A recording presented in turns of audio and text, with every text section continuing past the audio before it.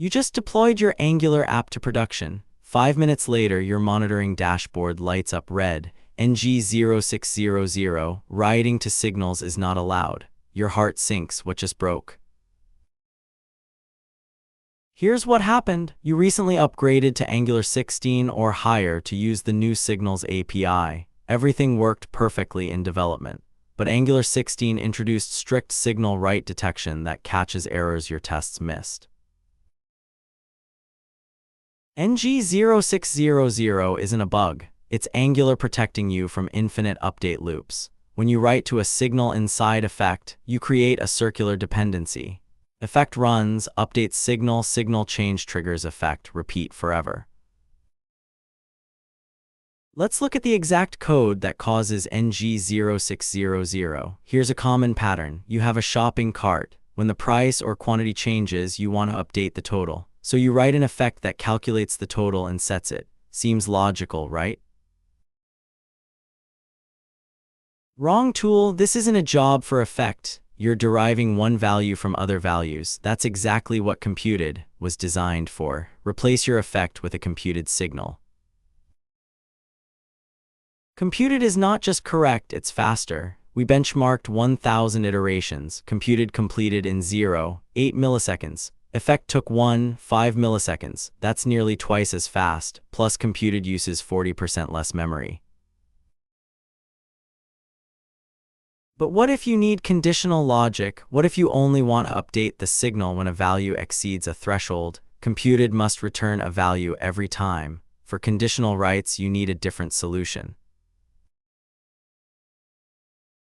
Enter untracked, import untracked from Angular core, wrap your signal right inside untracked. Now Angular reads the signal but doesn't track it as a dependency. The effect runs when counter changes, but writing to warning doesn't create a loop. But here's the gotcha. Overusing untracked creates bugs that are nearly impossible to debug. Your signals update, but your UI doesn't refresh. Why? Because you broke the reactivity chain. Only untrack the specific signal writes that need it. Sometimes you need full control, multiple signal updates, complex state transitions, or coordination between services. In these cases, restructure your effect. Read the signals you need, then queue the writes for the next micro task. This breaks the synchronous chain while preserving the logic. When you hit NG0600, follow this debugging workflow. Open Chrome Dev Tools console. Look for the NG0600 error in the stack trace. It shows you which component and which effect is throwing.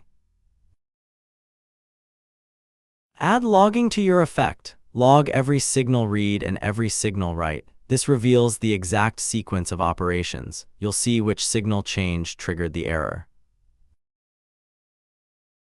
Apply this decision tree. Am I deriving a value from other values? If yes, use computed. Is this a conditional write? If yes, use untracked. Do I need complex state coordination? If yes, restructure with queue microtask. This framework solves 95% of NG0600 errors.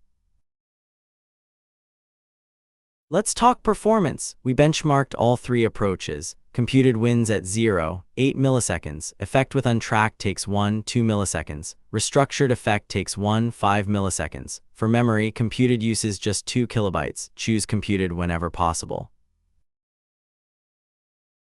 Common mistake using allow signal writes. This is a temporary escape hatch. It disables NG0600 protection but doesn't fix the underlying problem. You still have circular dependencies. Don't use it in production. Second mistake, wrapping everything in untracked. This defeats the entire purpose of signals. Only untrack the specific signal writes that need it.